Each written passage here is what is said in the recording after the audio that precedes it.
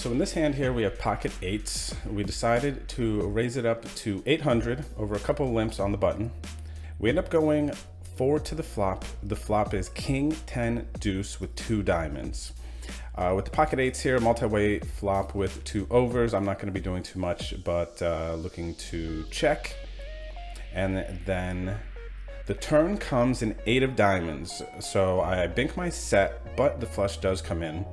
So it checks the cutoff. They bet 1.5K. And then I have a decision here. I can raise to get called by the diamonds that would still be drawing here, some straight draws on the flop, maybe even some weak king X that was out of position and decided to check the flop. But in this instance, I decided to call and then bet the river when the diamond misses, hopefully fill up, maybe get max value. There's a few good scenarios here, I think, when I call. Then there was a fold, and the early position limper decides to raise to 3.7K here.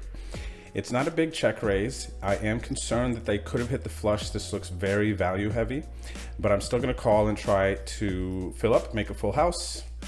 The river comes a 10, a beaut.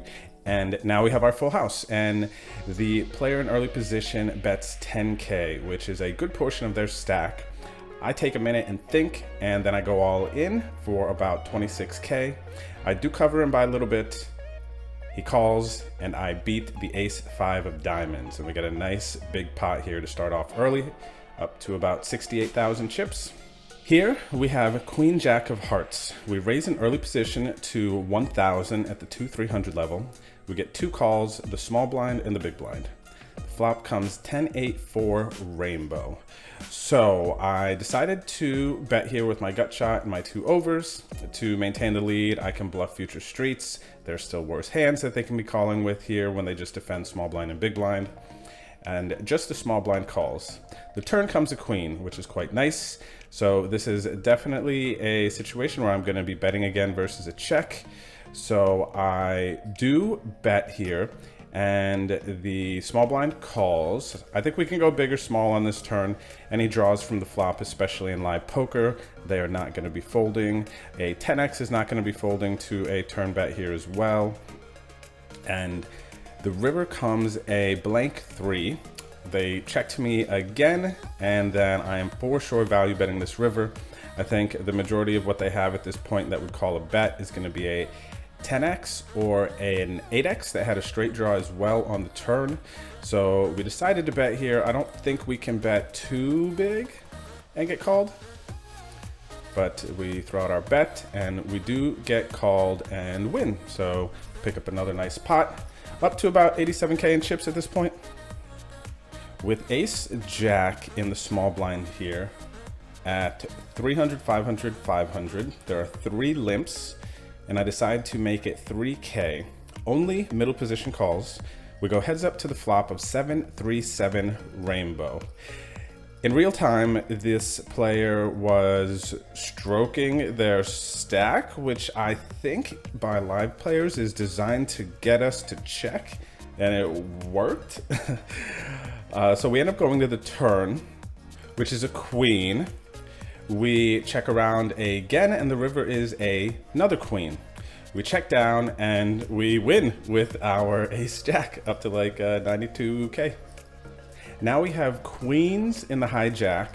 We decide to make it 2K, 500 level over 1 limp to my right. The blinds call and the limper calls as well. The flop comes 10-6-6 with 2 spades. Of course, so a lot of the time here, it's going to check to me. And I decided to bet 3K here. Small blind decides to call, and then the other players fold. We go heads up to the turn, which is an ace. And here it is a scare card, but for a 10x and maybe a small middling pair. But I still think that the majority of people are not folding a 10 to another bet here. Again, it's just too easy of a bluff card to bet on the turn, and I think players will just continue to call a lot here. We bet 6K, but unfortunately they fold. So we end up getting a table change, and the blinds are 6-1200. All right, so we are on our first break here of the nightly tournament, and I love live poker tournaments. This has been great. Started with 35K stack. I'm up to like 130K. It's very like mindless and kind of easy, I think, but the games have been good. I did lose a couple $100 playing cash games waiting for the tournament to start, so that's whatever, really. But yeah, loving the tournament grind. It's great, super comfortable, just like chilling. It's a nice break from playing cash games, so yeah, pretty excited about that, and we'll keep you posted. So. The next notable hand that we have here is King Queen off on the button. I decided to raise it up to 3K at the 1.4K big blind level, and only the big blind defends. The flop comes 9-6-2 rainbow. I decide to bet 2K here against the big blind defending range, which I do think that they will have some decent connection with this board. They do call. The turn comes a 10. I take a second and think, and I decide to bet 7.5K here. Because of the remaining stack that they have behind, outside of 7-8, which is never folding, I think that there are some draws that I'm still wanting to charge here. I can get a 6 or a 2 to fold if I bet here and put this type of pressure on their stack, and they do end up folding. So for a little while, we end up doing a lot of folding ourselves and just winning a couple of tiny pots here and there until this next hand comes up, where we defend the big blind for 5K at the 2K big blind level versus an early position open with 9-7 of diamonds. The flop comes 9-6-3 with 2 diamonds. So we got top pair, backdoor straight draws, immediate flush draw, and we're feeling pretty good here.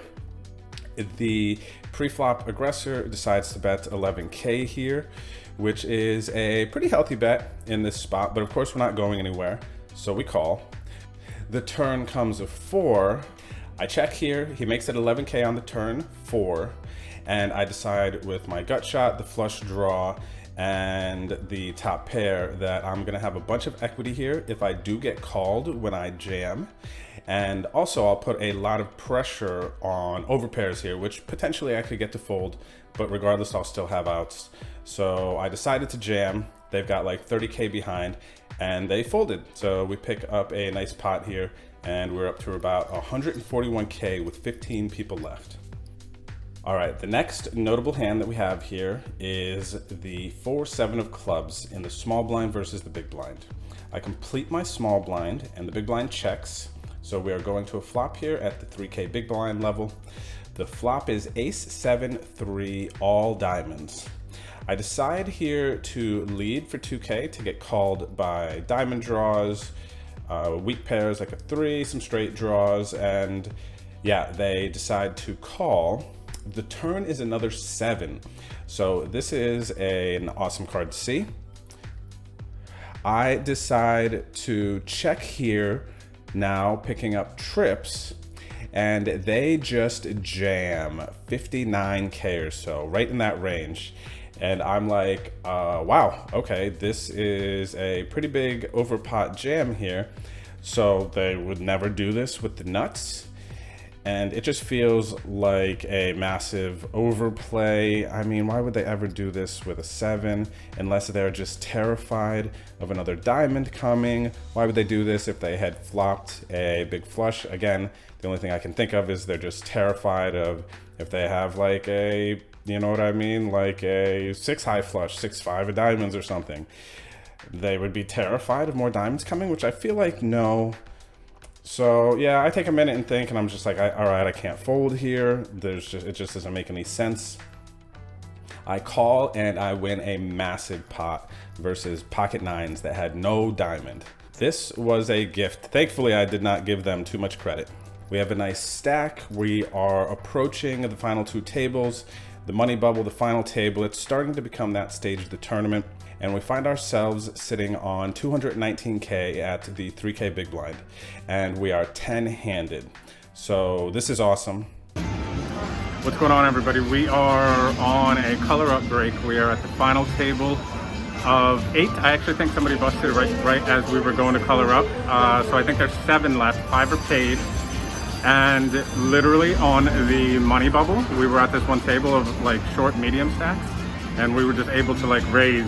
We were just getting some hands, and we were just able to raise and then raise light, bet, take it down. It was like a dream bubble situation. And then of course tables collapsed for final table, and but yeah, we're second in chips with 7 people left, and yeah, feeling good. Hopefully we can take this down, and we'll keep you posted. And we are final table money bubble, and I have ace deuce of clubs in the small blind. It folds to me, and the shortest stack player is to my left, and they do not have many chips, so this is a pretty easy jam for me here. I decided to put it in. They ended up calling with pocket sevens, and we end up binking, and now we are in the money with 423K at the 8K big blind level. Money bubble is burst. Everyone is playing more relaxed, and now we are getting a bit more action here. So this is a big hand here. We have 10-8 of clubs. We raise in late position with a nice stack, still trying to apply pressure to the shorter stacks. The big blind decides to defend here, and we flop trip 8s here.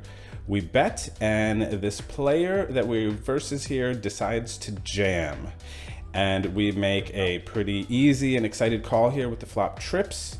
And they flip over their hand, and they have a straight draw with 10-9 and 2 overcards, which are irrelevant. So we are concerned about them hitting the straight, but we are super excited to be in such a lead here. And the run out gives them the 6 on the river for the straight, and that was super painful. You get so excited in those spots, man, but it's just the way it goes. So we lose a massive pot here to this player. And then we have another notable hand here at the final table. We have ace 6 of clubs versus a late position short stack jam. We make what I thought was a pretty easy call given our stack, and we find a way to win with king jack. The run out went ace 4 4 king 8, and we are now 3 left. We have 380K, and we are feeling pretty good about our situation. And then what ends up happening here is we're passing around chips a bit here. It starts to get really friendly, and I just can't seem to beat the gentleman who hit the straight on me. And then I get in with pocket 4s versus ace 10, and we end up losing heaps here versus this guy again. We just cannot beat him. And then finally we get the king 6 of clubs as we are short, and we end up busting out versus, what do you know it, king 10 off here and our friend. And still, it was a good, profitable, super fun tournament. We ended up cashing out for 940 bucks at about 1 a.m. So this tournament ran 5-6 hours. It was well run. It was super enjoyable. I really enjoy these tournaments at Maryland Live. And we could not get the dub here, but for my first tournament on this trip, feels nice to get a bronze medal and some profit. So I hope you enjoyed this vlog. Until the next one, if you enjoyed the video, please don't forget to drop a comment in the chat below. Hit the subscribe button, and I will see you on the next live poker vlog. Thanks for tuning in. Peace. Hey everybody, thanks for making it to the end of my video. No one does that, do they? All right, look, I respond to comments, so please leave a comment below the description and let me know what you think. Let me know if you have any questions. Otherwise, check out some of my last videos here, and don't forget to hit the subscribe button here. All right, my name is Drew. Peace out. Catch up with you later.